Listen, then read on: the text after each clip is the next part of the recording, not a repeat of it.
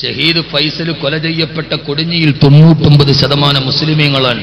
ഒരു ഹിന്ദുവിന്റെ ശരീരത്ത് തൊട്ടിട്ടില്ല. അവർ ഒരു കടയ്ക്ക് കല്ലെറിഞ്ഞിട്ടില്ല, ഒരു ട്രാൻസ്പോർട്ട് ബസ്സിന് കല്ലെറിഞ്ഞിട്ടില്ല, ഒരു ഹൈന്ദവ സഹോദരന്റെ ശരീരത്തിൽ തൊട്ടിട്ടില്ല. അവിടുത്തെ മുഴുവൻ നേതൃത്വവും ഒരുമിച്ച് കൂടിയിട്ട് പറഞ്ഞു, ഒരാൾക്കും ഒരു ബുദ്ധിമുട്ടും ഇതുകൊണ്ടുണ്ടാവാൻ പാടില്ല. അതാണ് നമ്മുടെ പാരമ്പര്യം. അള്ളാഹു ആ പാരമ്പര്യം അള്ളാഹു നിലനിർത്തി തരട്ടെ. കാരണം എന്തിനാണ് നമുക്ക് ഈ കൊല, എന്തിനാണ് നമുക്ക് ഈ അരുങ്കല, എന്തിനാണ് ഈ പ്രതികാരങ്ങൾ, എന്തിനാണ് ഈ രക്തത്തിന്റെ കണക്കുകൾ? ഇല്ല, ഇവിടെ നിന്ന് നാം മടങ്ങാനുള്ളവരാണ്. ലൗകാനത്തി ദുനിയാ തദൂമൂനി വാഹിദേ ലകാന റസൂലുള്ളാഹി ഫീഹാ മുഖല്ലദാ. അറബി കവിയുടെ ആന്തരികമായ ആപ്തവാക്യത്തിന്, ആശയത്തിന് അത്യുന്നതമായ തലങ്ങള് നമ്മുടെ മരണവുമായി ബന്ധിച്ച് ഞാൻ തുടങ്ങുകയാണ്. അറബി കവ പറഞ്ഞത് നിഅമമാ ഖാല ശായിറു. അറബി കവിയുടെ വാക്കുകൾ എത്രയോ സൗന്ദര്യാത്മകമാണ്. ലൗകാനത്തി ദുനിയാ തദൂമൂനി വാഹിദേ. ഈ മണ്ണിന്റെ പുറംവലിയുടെ മുകളിൽ ആരെങ്കിലും ശാശ്വതമായി ജീവിക്കുമായിരുന്നുവെങ്കിൽ, മരണം ആർക്കെങ്കിലും ഒരു ഒഴിവ് കഴിവ് പറയുമായിരുന്നുവെങ്കിൽ, ലകാന റസൂലുള്ളാഹി ഫീഹാ മുഖല്ലദാ. എന്റെ മുത്ത് റസൂൽ എന്ന് മദീനയിൽ ഉണ്ടാകുമായിരുന്നല്ലോ. അസ്റായീൽ വരുന്നവരിൽ നിന്നും ഒരാളെങ്കിലും ഒഴിവായിരുന്നുവെങ്കിൽ, എന്റെ ലോകത്തിന്റെ ഹബീബ്, എന്റെ ലോകത്തിന്റെ ഹബീബ്, ഈ ലോകത്തിന്റെ മുഴുവനും നേതാവ്, ആ നേതാവിനെയും വെറുതെ വിട്ടില്ലല്ലോ. അസാലത്തേക്കുൾ, ഇമാമത്തേക്കുൾ, സിയാദത്തേക്കുൾ, ഇമാറത്തേക്കുൾ, ഹുകൂമത്തേക്കുൾ, വിലായത്തേക്കുൾ, खुदा कहेगा तुम्हारे लिए, खुदा कहेगा तुम्हारे लिए. അസാലത്തേക്കുൾ, ഈ ലോകത്തിന് മുഴുവനും അസ്തിത്വത്തിന് അടിസ്ഥാനമായി, ഇമാമത്തേക്കുൾ, ലോക ജനതയുടെ നേതാവായി, ഹുക്കൂമത്തേക്കുൾ, എല്ലാ പ്രശ്നത്തിന്റെയും വിധികർത്താവായി വന്ന നബിയെ, അങ്ങയുടെ വീട്ടിലും അസ്റായീൽ വന്നല്ലോ നബിയെ. അങ്ങയുടെ ആ പുണ്യമായ വീട്, അങ്ങയുടെ പുണ്യമായ വീട്, അങ്ങയുടെ പുണ്യമായ വീട് ഏത് വീടാണ് പെങ്ങളെ? തൃക്കരിപ്പൂരിലെ എന്റെ പ്രിയപ്പെട്ട സഹോദരിമാരോട് ഞാനൊരു കാര്യം പറയട്ടെയോ? വാക്കവി വന്നിട്ടൊന്നും പറഞ്ഞില്ലെന്ന പരാതി വേണ്ട. മുത്ത് റസൂല് ജീവിച്ച വീടേതാ? ആ വീടിന്റെ റൂമേതാ? അവിടെയാണ് ആയിഷ റളിയല്ലാഹു അൻഹ കിടന്നത്. ആയിഷ ബീവി എന്ന പാവപ്പെട്ട ഭാര്യ കിടന്നുറങ്ങിയ വീടിന്റെ മുറിയാണ് ഇന്ന് ഖുർആനിൽ സൂറത്തിന് പേര് വെച്ചത് സൂറത്തുൽ ഹുജറാത്ത്. മുറികൾ, സൂറത്തുൽ ഹുജറാത്ത്. എന്താണ് അതിന്റെ അർത്ഥം? ഹുജറാത്ത് എന്ന് പറഞ്ഞാൽ, ഹുജർ എന്ന് പറഞ്ഞാൽ റൂം. ഹുജർ എന്ന് പറഞ്ഞാൽ അർത്ഥം റൂം. ആരുടെ റൂമാണത്? അതാ റൂമാണ് 10 മുഴം നീളമുള്ള 8 മുഴം വീതിയുള്ള, ആകാശത്ത് മഴ പെയ്താൽ മഴവെള്ളം മുഴുവനും ഗൃഹനാഥന്റെ ദാടി രോമങ്ങളിലൂടെ ചോർന്നൊലിച്ച ഹബീബായ നബി തങ്ങൾ കിടന്നുറങ്ങിയ റൂമാ. ആ റൂമിലേക്കാണ് അസ്റായീൽ അലൈഹിസ്സലാത്തു വസ്സലാം വന്നത്. ആയിഷ ബീവി വലിയ ഭാഗ്യവതിയാണ്. കാരണം എന്തെന്നറിയുമോ? മാ ബൈന ബൈതി വ മിൻബരി റൗളത്തും മിൻ റിയാദിൽ ജന്നാ. എന്റെ വീടിന്റെയും എന്റെ ഖബറിന്റെയും എന്റെ വീടേതാ? അതാണ് ബൈത്തു ആയിഷ. ആയിഷ റളിയല്ലാഹു അൻഹ, നിങ്ങൾ എത്ര ഭാഗ്യവതിയാ! നിങ്ങൾ താമസിച്ച വീടിന്റെ ഇടയിലാണ് ഭൂമിയിലെ സ്വർഗത്തിന്റെ പണി നിർമ്മാണം പൂർത്തിയായത്. ആയിഷ ബീവി ഭാഗ്യവതിയാണ്. പെങ്ങളെ, ഒരായിഷയാവണ്ട പെങ്ങള്, തൃക്കരിപ്പൂരിലെ പെങ്ങള്, ഇന്നലെ ബസ് സ്റ്റാൻഡിൽ വെച്ച് കണ്ട കാമുകന്റെ കൂടെ നിന്റെ ജീവിതത്തിന്റെ എല്ലാ കണക്കെടുത്തും പൂർത്തിയാക്കി. മണലാരുണ്യത്തിൽ കട്ടപ്പെട്ട വാപ്പയോടുള്ള കണക്ക് മുഴുവനും ഇന്നലെ കണ്ടവന്റെ കൈ പിടിക്കുമ്പോ ഇനി വാപ്പ എന്നെ അന്വേഷിക്കണ്ടെന്ന 4 അക്ഷരത്തിൽ തീർക്കുന്ന പെങ്ങള്, പ്രണയമെന്ന 4 അക്ഷരത്തിലോട് ജീവിതം തീർത്ത പെങ്ങള്, അറിയുമോ നിനക്ക് ആയിഷ ബീവിയെ? ആയിഷ ബീവി റളിയല്ലാഹു അൻഹയുടെ മടിയിൽ തലവെച്ച് കിടക്കുകയാണ് നബി സല്ലല്ലാഹു അലൈഹി വസല്ലമ. ഇവിടെയാണ് വഫാത്ത് നടക്കുന്നത്. ഇവിടെയാണ് വഫാത്ത് നടക്കുന്നത്. എന്നട് വല്ലാതെ അസുഖം കൂടിയപ്പോ ഹബീബായ നബി തങ്ങൾ ഒരാഗ്രഹം പറഞ്ഞു ഭാര്യമാരോട്, എന്താണ് നബിയെ? എനിക്കെന്റെ ആയിഷയുടെ വീട്ടിൽ പോകണം, എനിക്ക് അന്ത്യശ്വാസം വലിക്കുന്നത് എന്റെ ആയിഷയുടെ വീട്ടിലായിരിക്കണം. ഓ, എല്ലാ ഭാര്യമാരോടും പറഞ്ഞു, എനിക്കെന്നെ ആയിഷയുടെ വീട്ടിൽ പോകണം. അവളാണ് എന്റെ കൽബ്, അവളാണ് എന്റെ ഹൃദയത്തിന്റെ തൂവൽ സ്പർശം, ആയിഷ റളിയല്ലാഹു അൻഹാ. അള്ളാഹു നമ്മുടെ ഭാര്യമാരെ അങ്ങനെ ആക്കി തരട്ടെ. ആമീൻ പറ മനുഷ്യന്മാരെ. ആകുന്ന വലിയ പ്രതീക്ഷയൊന്നുമില്ലേ? ഇന്നെല്ലാ പെണ്ണും പ്രണയത്തിലെ, കല്യാണം കഴിഞ്ഞതും കഴിയാത്തതിന് മുമ്പുള്ളതും ഒക്കെ. പ്രണയം എന്നത് ഇന്നൊരു സാർവ ക്യാൻസർ ആവുകയാണ്.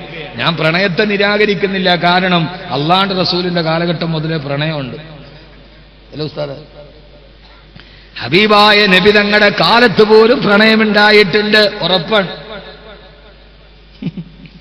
തങ്ങൾ എന്നെ നോക്കുന്നു.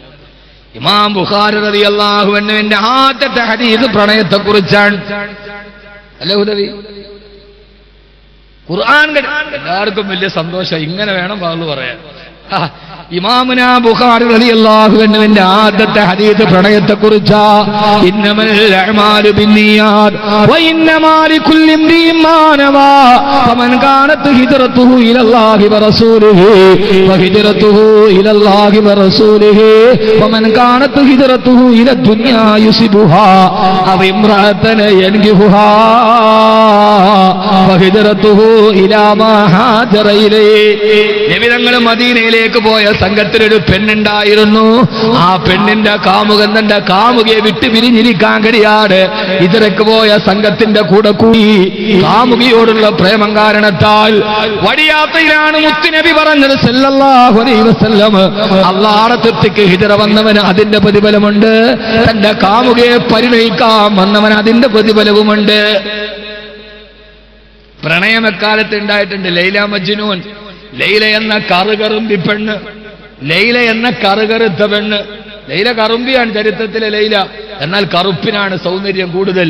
എന്നാൽ കറുപ്പിനാണ് സൗന്ദര്യം എന്ന് എല്ലാവരും പറഞ്ഞാൽ കറുക്കുന്ന ഒരു മരുന്ന് ഇതുവരെ ഉണ്ടായിട്ടില്ലതാണ്. എല്ലാം വെളുക്കണ മരുന്നാണ്, എല്ലാം വെളുക്കാനുള്ള മരുന്നാണ്, കറുക്കാനുള്ള മരുന്നില്ല. ലൈല കറുപ്പാണ്, വല്ലാത്ത കറുപ്പ്. കെട്ടിച്ചു വിട്ട സ്ത്രീധനമായിട്ട് 5 ലക്ഷം രൂപയും കൂടെ 5 പാർട്ടിയുടെ ടോർച്ചും കൊടുക്കുന്നത്. എവിടെ നിൽക്കണം അടിച്ചു നോക്കണ്ടേ? അമ്മാതിരി കറുപ്പാണ് ലൈല. എന്നിട്ട് പോലും മജ്നൂ പാടി ലൈല എന്റെ പ്രേമഭാജനമാണ്, പ്രണയമെന്നും ഉണ്ടായിട്ടുണ്ട്. ഹുസ്നുൽ ജമാല്, ഇമ്രുൽ കൈസ്, സബൂൽ മുഅല്ലക്ക, അത് ഞാൻ പാടണില്ല.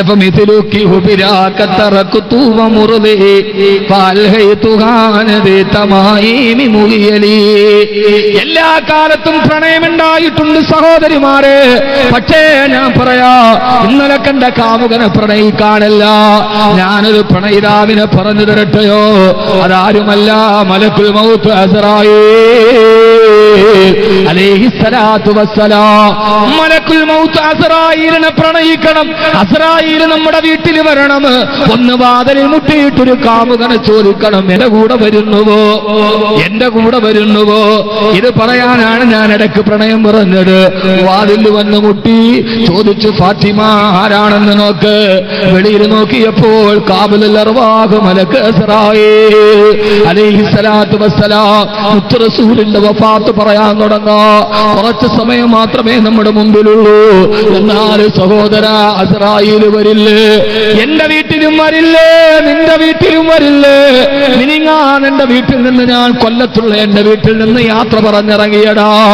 ഇറങ്ങാൻ നേരത്തെ എന്റെ പ്രിയപ്പെട്ട പൊന്നുമക്കൾ, ഞാനിന്ന് പത്രം വായിച്ചിട്ട് അറിയാതെ വല്ലാഹി കരഞ്ഞുപോയി. ഇന്ന് ഞാൻ കരഞ്ഞുപോയി. എന്തെന്നറിയോ കരയാൻ കാരണം? രാവിലെ ഹോട്ടലിൽ നിന്ന് പത്രം വായിക്കുമ്പോ ഷഹീദ് ഫൈസലിന്റെ മയ്യത്ത് കൊണ്ടുവന്നു വെച്ചു. ആ സമയത്ത് അമ്മ മീനാക്ഷി വന്ന് കെട്ടിപ്പിടിച്ചു കരഞ്ഞു. എന്റെ പൊന്നുമോൻ എന്ത് തെറ്റാണ് ചെയ്തത്? അവൻ ഇഷ്ടപ്പെട്ടത് വിശ്വസിച്ചതോ? സഹോദരിമാര്, പ്രിയപ്പെട്ട സഹോദരൻ മതം മാറിയിട്ട് സത്യത്തിലേക്ക് പോയിട്ടും അവര് വെറുത്തില്ല. അവനെ കെട്ടിപ്പിടിച്ചു പറഞ്ഞപ്പോ 9, 6, 3 വയസ്സുള്ള 3 ആപ്പിള് പോലെ തുടുത്ത പൊന്നുമക്കൾ ഉപ്പാന്റെ മയ്യത്തിലേക്ക് മറ്റുള്ളവരെ കൊണ്ടുവന്ന് മുത്തം കൊടുപ്പിച്ചു. കാപാലികരെ, ആ നിരപരാധിയായ പെൺമക്കളുടെ കൽത്തടത്തിലൊടിയ കണ്ണുനീരിന് നിങ്ങൾ എവിടെയാണ് പ്രായശ്ചിത്തം ചെയ്യുക? ഏത് പാപക്കറയിലാണ്, ഏത് ഗംഗാരക്തത്തിലെ ജലത്തിലാണ് നിങ്ങളത് കഴുകിക്കളയാ? ഞാനപ്പോ ഓർത്തു, അല്ലാ, എന്റെ മയ്യത്തും എന്റെ വീടിന്റെ മുമ്പിൽ വെക്കില്ലേ? ഞാൻ ഇറങ്ങാൻ നേരത്തെ എന്റെ പൊന്നുമക്കള് 3 പേരും, എന്റെ 11 വയസ്സുകാരനും എന്റെ 8 വയസ്സുകാരനും, എന്നെ 3 വയസ്സുള്ള എന്റെ ഹൃദയത്തിന്റെ കൺമണി എന്റെ പൊന്നുമോളും ഇറങ്ങാൻ നേരത്ത് 2 കവളത്തും മുത്തം നിന്നു. ഉപ്പയെന്ന് വരും, മക്കളെ വ്യാഴാഴ്ച വരും ഇൻഷാ അല്ലാഹ്, മിഠായി കൊണ്ടുവരുമോ? 3 വയസ്സുകാരി ചിനുങ്ങി പോവണ്ട, മിഠായി എന്ന പണ്ട് മുതലേ പറയുന്ന പലഹാരത്തിൽ പിടിച്ചിട്ടിറങ്ങി. ആർക്കറിയാം, വ്യാഴാഴ്ച നാളെ നിലമ്പൂര്, മറ്റന്നാള് ചെറുവാടി, അതിങ്ങടിഞ്ഞ് വ്യാഴാഴ്ച അഹമ്മദ് കബീർ അവന്റെ വീടിന്റെ മുറ്റത്ത് ജീവനോടെ എത്തുമോ? അതല്ല, 3 വെള്ളത്തുണിയിൽ പൊതിഞ്ഞ, കഫൻ തുണിയിൽ പൊതിഞ്ഞ മയ്യത്താകുമോ വീട്ടുമുറ്റത്തെത്തുക? ആ സമയത്ത് മിഠായി പലഹാരവുമായി കാത്തിരുന്ന വാപ്പ ചേതനയറ്റ ശരീരമായി വരുമ്പോ വാപ്പയുടെ മയ്യത്തിൽ കെട്ടിപ്പിടിച്ചിട്ട് എന്റെ പൊന്നുമക്കള് ഉപ്പ എന്ന് വിളിച്ച് കരഞ്ഞാൽ അവിടെ കിടന്നിട്ട് എനിക്ക് പറയാൻ കഴിയണം, മക്കളെ കരയേണ്ട പൊന്നുമക്കളെ, വാപ്പാക്കൊന്നും നഷ്ടപ്പെട്ടിട്ടില്ല. ഇനിയല്ലേ ഉപ്പക്ക് റൗഹുള്ളത്, ഇനിയല്ലേ നിങ്ങളുടെ വാപ്പക്ക് റൈഹാനുള്ളത്, ഇനിയല്ലേ നിങ്ങളുടെ വാപ്പയ്ക്ക് സ്വർഗമുള്ളത്. ഉസ്നെ ഷാദി കി ചൂടേ പഹൻകർ സിർഫ് ചുമാതാകെ മേരി കഫനുകോ. കഫന്നുണിയിൽ മുത്തം വെക്കുന്ന മക്കളോട്, മക്കളെ നോപ്പാക്ക് സ്വർഗമുണ്ടെന്ന് പറയാൻ കഴിയണ്ടേ? അതുകൊണ്ട് സഹോദരാ, എല്ലാം നശിച്ചു പോകുന്ന ലോകത്ത് നശിക്കാത്തതിന് വേണ്ടി നമുക്ക് ഒരുമിച്ചുകൂടാം. നമ്മുടെ ഈ ഭാര്യ എന്റെ മയ്യത്തെടുത്താൽ എന്റെ ജീവിതത്തിൽ എന്റെ സുഹൃതമായി വന്ന എന്റെ താഴ്ചയിലും എന്റെ വീഴ്ചയിലും എന്റെ കൊടും പട്ടിണിയിലും എന്റെ ദാരിദ്ര്യത്തിലും ഇന്ന് അല്ലാഹു തന്ന അവന്റെ അപാരമായ നിഅമത്തിലും എന്റെ കൂടെ ഒരേപോലെ നിന്ന് എന്റെ പ്രിയപ്പെട്ട പൊന്നു പ്രിയപ്പെട്ടവൾ എന്റെ മയ്യത്ത് പള്ളിയിലേക്ക് എടുക്കുമ്പോ, ഇന്നലെ യാത്ര പറഞ്ഞു പോയവന് ഇനി ഒരിക്കലും വരാത്ത യാത്രയ്ക്ക് പോകുന്നു, എന്നെ കൂട്ടാത്തതെന്ന് ചോദിച്ച് പൊട്ടിക്കരഞ്ഞാൽ അവളുടെ കരച്ചിൽ എന്റെ വീടിന്റെ പടിവാതില് വരെ, എന്റെ ഭാര്യ എന്റെ വീടിന്റെ പടിവാതില് വരെ, കൂടെ വരുന്ന മക്കളോ കബറിൽ മണ്ണിട്ട് മൂടുന്നത് വരെ. ഞാൻ കബറിന്റെ ഉള്ളിൽ 6 അടി മണ്ണിനെ ഞെരിഞ്ഞു കിടക്കുമ്പോ ആകെ എനിക്കൊരു കൂട്ടാരാ, ആ കൂട്ടാണിത്. അല്ലാഹുവേ, ഇതിനേക്കാൾ വലിയ തിളക്കം നീയാ കൂട്ടിന് നൽകണേ അല്ലാ. അതുകൊണ്ട് കബറിലേക്കൊരു കൂട്ടുകാരനായി ഇൻഷാ അല്ലാഹ് ഈ സദസ്സിൽ നിന്ന് ഇനി ഞാൻ വഫാത്ത് പറയാ. ആ വഫാത്തോടുകൂടി നമ്മുടെ സദസ്സ് അവസാനിക്കും ഇൻഷാ അല്ലാഹ്. ഓരോരുത്തരും ഈ ജംസിന് വേണ്ടി, ഈ പറഞ്ഞ കർമ്മ പദ്ധതികൾക്ക് വേണ്ടി, ഈ ദറസിന്റെ വിപുലീകരണത്തിന് വേണ്ടി നൂറുകണക്കിന് പണ്ഡിതന്മാരെത്തുന്ന ഈ പുണ്യമായ ദൈവത്തിന് വേണ്ടി ഇൻഷാ അല്ലാഹ് ഓരോരുത്തരും കഴിയുന്നവരല്ല. ഇത് റബീന്റെ സദസ്സാണ്. ഇനി സലാത്ത് കൊണ്ട് ലക്ഷങ്ങൾ മുഴങ്ങുമേ. മാണിയൂർ ഉസ്താദ് കടന്നു വരും. ഒരു ചെറിയ മന്ത്രം കൊണ്ട് ആയിരക്കണക്കിന് ആളുകൾ ഒരു ഷിഫായ്ക്ക് വേണ്ടി കാത്തിരിക്കുന്ന പുണ്യമഹാൻ. ഇൻഷാ അല്ലാഹ് ഒരു 33,333 രൂപ എന്റെ എല്ലാ സദസ്സിലും ഞാൻ ചോദിക്കാറുണ്ട്. എത്രയോ ആളുകൾ ഈ സദക്ക് നൽകിയിട്ടുണ്ട്. ഇൻഷാ അല്ലാഹ് ഈ സാമ്പത്തിക പ്രതിസന്ധിയുടെ കാലത്ത് ഈ പുണ്യമായ റബീന്റെ സദസ്സ്, ഹബീബായ നബി തങ്ങളുടെ സലാത്ത് മുടങ്ങിയ ഈ സദസ്സ് ഇൻഷാ അല്ലാഹ് ഓരോരുത്തരും ഒന്നും മനസ്സ് വെച്ചിട്ട് ഒരു 33,333 രൂപ അല്ലാഹു ഏതാഗ്രഹമാണോ. ഇന്നലെ 1 ലക്ഷം പറഞ്ഞവരുണ്ട്. ഒരു സഹോദരൻ ഇന്ന് എന്നോട് പറഞ്ഞത്, ഉസ്താദേ 1 ലക്ഷം രൂപ ഞാൻ ഇന്നലെ പറഞ്ഞിട്ടുണ്ട്, അദ്ദേഹത്തിന്റെ സ്ഥലങ്ങൾ വിൽക്കാനുണ്ട്, അതിന്റെ തടസ്സമൊക്കെ അല്ലാഹു മാറ്റിത്തരട്ടെ. എന്നിട്ട് ഇറങ്ങാൻ നേരത്തിനോട് പെല്ല ചോദിച്ചു, ഉസ്താദേ ഞാൻ നിങ്ങളുടെ സദസ്സിൽ 1 ലക്ഷം പറഞ്ഞത് എന്തിനെന്നറിയോ? ഞാൻ മരിച്ചു എന്നറിഞ്ഞാൽ നിങ്ങൾ ഏത് വാളിന്റെ സദസ്സിലാണെങ്കിലും അവിടെ വെച്ച് എനിക്കൊന്ന് ദുആ ചെയ്യണം, എനിക്കതേ ആഗ്രഹമുള്ളെന്ന് പറഞ്ഞ ലക്ഷാധിപതിയായ മനുഷ്യൻ മെല്ലെ വിതുമ്പുന്നത് ഞാൻ ഇന്ന് കണ്ടു. ഞാൻ മരിച്ചു എന്ന് കേട്ടാൽ പേര് പറയണ്ട, ഞാൻ മരിച്ചു എന്ന് കേട്ടാൽ അന്ന് നിങ്ങൾ ഏത് സദസ്സിലാണോ ആ സദസ്സിനെ കൊണ്ട് എനിക്ക് വേണ്ടി ഒന്ന് ദുആ ചെയ്യിപ്പിക്കണം. അല്ലാഹുമ്മ ഗഫിർ ലഹു എന്ന് പറയിപ്പിക്കണം. ആ പറഞ്ഞ സഹോദരനും അറിയാം, എനിക്കും അറിയാം. പക്ഷേ സഹോദരാ, അറിയില്ലല്ലോ, നിങ്ങൾ മരിച്ചു എന്ന് വാർത്ത കേൾക്കാൻ അഹമ്മദ് കബീർ എന്ന് ഭൂമിയുടെ മുകളിലുണ്ടാകുമോ എന്ന്. ആരാണ് ആദ്യം പോകുന്നതെന്നറിയില്ല. അല്ലാഹുവേ, നീ ഞങ്ങൾക്ക് നീ ആരോഗ്യത്തോടു കൂടിയുള്ള ദീർഘായുസ് നൽകണേ അല്ലാ.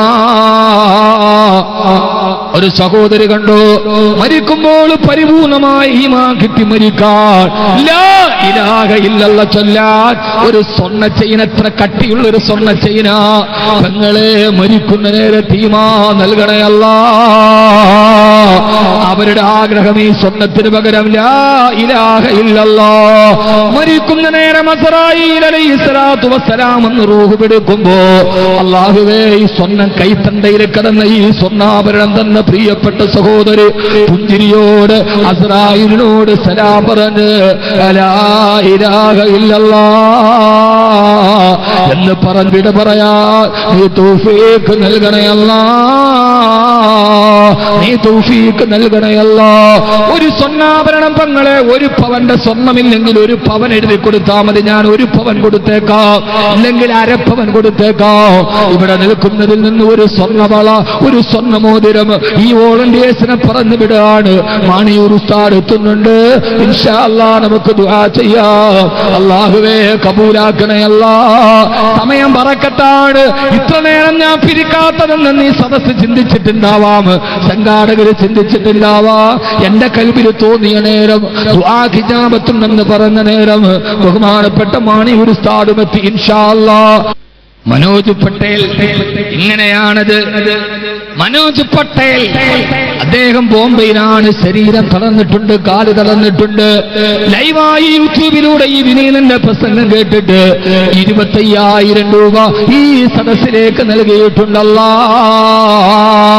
നിന്റെ ദീൻ ഇങ്ങനെയാണ് റബ്ബേ, നിന്റെ ദീൻ ഇങ്ങനെയാണ് റബ്ബേ. അല്ലാഹുവേ, ദേഹത്തിന്റെ ശരീരത്തിന് നീ ആഫിയത്ത് നൽകണേ അല്ലാ, പ്രയാസങ്ങൾ മാറ്റണേ അല്ലാ, എല്ലാവിധ ഖൈറും നൽകണേ അല്ലാ. അല്ലാഹു സ്വീകരിക്കുമാറാകട്ടെ. മഹാനവറുകളുടെ ഈ വരവ് അല്ലാഹു നമ്മുടെ സദസ്സിനെ ഇജാബത്തുള്ള സദസ്സാക്കി തരട്ടെ ഇൻഷാ അല്ലാഹ്. സലാത്തും ദുആയുമാണ് ഇനി വഫാത്ത് അല്പസമയം കൊണ്ട് ഇൻഷാ അല്ലാഹ് വാഗ്ദാനം ചെയ്തത് ഞാൻ പറയും. അല്ലാഹുവേ, ചോദിച്ചപ്പോ അങ്ങനെ ബോംബെയിൽ നിന്നാണ് മനോജ് പട്ടീൽ എന്ന സഹോദരൻ. ഇന്ന് ഞാൻ ഫേസ്ബുക്കിൽ ഒരു പോസ്റ്റ് കണ്ടു. ശിവലാൽ ചന്ദ്രൻ എന്നാണ് പോസ്റ്റ് ചെയ്ത ആളുടെ പേര്. ഫേസ്ബുക്ക് അക്കൗണ്ടിൽ നോക്കിയാൽ അറിയാം. അദ്ദേഹം എഴുതിയിരിക്കുകയാണ്, ഫൈസലേ, നിന്നെ തിരിച്ചു കൊണ്ടുവരാൻ എനിക്കാവില്ല. ഉംറ ചെയ്യണമെന്നൊരാഗ്രഹം നിനക്കുണ്ടായിരുന്നുവല്ലോ, ആ ആഗ്രഹം ഞാൻ ഏറ്റെടുത്ത് സബലീകരിച്ചു തരുമെന്ന് ഷഹീദ് ഫൈസലിന് ഫേസ്ബുക്കിൽ ഇന്ന് പോസ്റ്റ് ചെയ്തത് സുലൈമാൻ അൽ-ശിബിലാൽ എന്ന ഹൈന്ദവ സഹോദരനാണ്. ഈ റബീ പ്രഭാഷണത്തിൽ 25,000 രൂപ മനോജ് പട്ടേൽ എന്ന ഹൈന്ദവ സഹോദരന്. അല്ലാഹുവേ, രോഗങ്ങൾ മാറ്റണയല്ലാ, പ്രയാസങ്ങൾ മാറ്റണയല്ലാ, എല്ലാവിധ അവസ്ഥയിൽ നിന്ന് കാക്കണയല്ലാ. മാണിയൂർ ഉസ്താദിനെ പോലെ, പൂക്കോയ തങ്ങളെ പോലെ ആത്മീയതയുടെ അത്യുന്നതമായ തലങ്ങളിലിരിക്കുന്നവരുടെ മുമ്പിൽ ഒരിക്കൽ കൂടി ഞാനൊന്ന് ആവർത്തിക്കട്ടെ, ഞാനൊരു പാവപ്പെട്ടവനാണ്. ജുദിലേബി അഫുവിക ഹാനൽ ഫഖീറു. അല്ലാഹുവേ, അല്ലാഹുവേ, ഒരു പരമദരിദ്രനാണ് ഞാൻ. ഈ പറച്ചിലല്ലാതെ ഇൽമിലും അമലിലും കുറഞ്ഞവനാണ്. എന്റെ കാര്യത്തിൽ ഞാൻ ബേജാറിലാണ്. തഫക്കറുതു ഫീ ദംബി വാസിൽതു ദമഅതി. അല്ലാഹുവേ, അല്ലാഹുവേ, ബിഅഫ്വിക റബ്ബി കാന അഫൂക അളമാ. കബീർ ബാക്കവി പ്രസംഗ വിട്ടവാന്ന് പറഞ്ഞ് എല്ലാവരും സ്നേഹിക്കുമ്പോ എന്റെ മനസ്സ് തന്നെ എന്നെ ചെറുതാക്കുന്നു. റബ്ബേ, അഹ്മദ് കബീറെ, നിനക്ക് യോഗ്യതയുണ്ടോ? നീ അമലിലാരാണ്? നീ ഇൽമിലാരാണ്? റബ്ബേ, നിങ്ങളുടെ കൽബിനെ നീ ശുദ്ധിയാക്കി തരണയല്ലോ, നൽകണയല്ലോ. നിങ്ങൾ ഇങ്ങനെയൊക്കെ പുകഴ്ത്തുമ്പോലും അതൊരു നാവിന്റെ പ്രസരിപ്പല്ലേ, ഇതൊരക്ഷരത്തിന്റെ വിപ്ലവമല്ലേ? അതിനപ്പുറം അല്ലാഹുവേ, എന്റെ എപ്പോഴും എന്റെ ബേജാറ് തഫക്കറുതു ഫീ ദംബി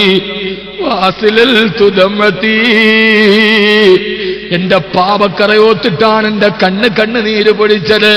അല്ലാഹുവേ, എല്ലാവരും പറയുന്നു ബാക്കവി ദുആ ചെയ്യണേ. ഇന്നും ഒരു സഹോദരി വിളിച്ചിട്ട് ഭർത്താവിന് ക്യാൻസറാണ് ഉസ്താദേ, ക്യാൻസർ വന്ന് കീമോ എടുത്തിട്ട് പോലും ഇന്നലെ ഉസ്താദ് ഇവിടെ വാളിന് വരുന്നെന്നറിഞ്ഞിട്ട് എല്ലാവരും തടഞ്ഞിട്ടും പറഞ്ഞു ഇല്ല, എനിക്ക് മരുന്നിൽ വിശ്വാസമില്ല, ബാക്കി ഉസ്താദിന്റെ സദസ്സിൽ പോകണം. ആ ക്യാൻസർ രോഗി വായ മൂടിക്കെട്ടിയിട്ട് അതിന്റെ മുകളിൽ തോർത്തുമുണ്ട് കെട്ടിയിട്ട് ഇന്ന് ഈ സദസ്സിൽ വന്നിട്ടുണ്ട്. ഇന്നലെ ഈ സദസ്സിൽ വന്നു. ഇന്ന് ഞാൻ പറഞ്ഞു വരണ്ടെന്ന് പറ, ദുആ ചെയ്യാം. അല്ലാഹുവേ, മാണിയൊരു ഉസ്താദിനോട് ഞാൻ വസിയത്ത് ചെയ്യാണ്, ആ രോഗിക്ക് നീ ശിഫ നൽകണേ അല്ലാ. ഉസ്താദിന്റെ ദുആയിൽപ്പെടുത്തണം. എന്തിനാണ് ക്യാൻസർ വന്ന് റേഡിയേഷൻ ചെയ്തിട്ട് എഴുന്നേക്കാൻ വയ്യ, വായ മൂടിക്കെട്ടിയിട്ടാണ് ഈ റബീഉ പ്രഭാഷണത്തിൽ വന്നത്. എനിക്ക് നിങ്ങളോട് പറയാൻ ഒന്നേയുള്ളൂ, നിങ്ങൾ എനിക്ക് വേണ്ടി ദുആ ചെയ്യേ, ഞാൻ നിങ്ങൾക്ക് വേണ്ടി ദുആ ചെയ്യാം. അർശിന്റെ തമ്പുരാൻ ആരെയാണ് സ്വീകരിക്കുന്നതെന്നറിയില്ലല്ലോ. റബ്ബേ, ഞങ്ങളുടെ ഹൃദയം നീ ശുദ്ധിയാക്കണയല്ലോ. ഈ സദഖയുടെ സഹോദരങ്ങളുടെ ഹലാലായ മുറാദുകളെ ഹാസിലാക്കണയല്ലോ.